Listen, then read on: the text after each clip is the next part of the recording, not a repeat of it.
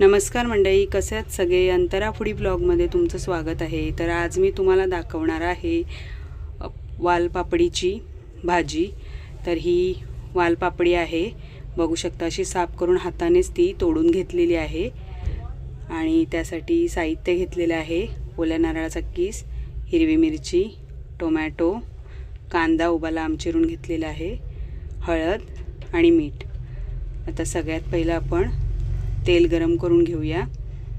तर गॅसवर मी पातेलं ठेवलंच होतं, त्यामध्ये तेल घातलेलं आहे आणि तेल थोडं असता गरम झालं की त्यामध्येच आपण कांदा घालूया। तर कांदा आता आपण छान असा परतून घेऊया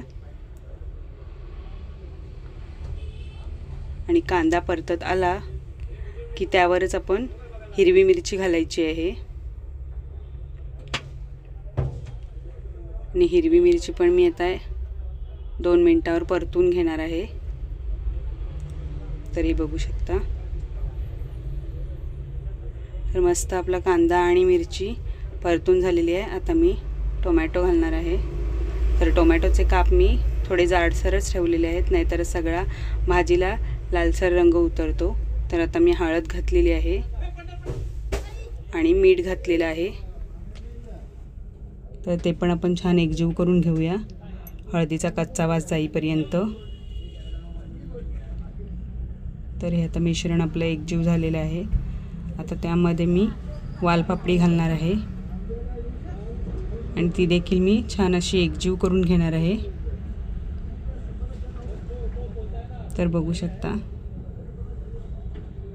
या पद्धतीने मी अशी छान अशी एकजीव करून घेतलेली आहे। अगदी झटपट होणारी रेसिपी आहे टिफिनसाठी वगैरे। आणि आता ओल्या नारळाचा चव घातलेला आहे मी, आणि तो देखील मी 1 मिनिटभर परतून घेणार आहे। आणि आता आपण पाणी न घालता वाफेवर झाकण ठेवून थोडंसं पाणी घालून आपण मंद गॅस करून ठेवायचा आहे।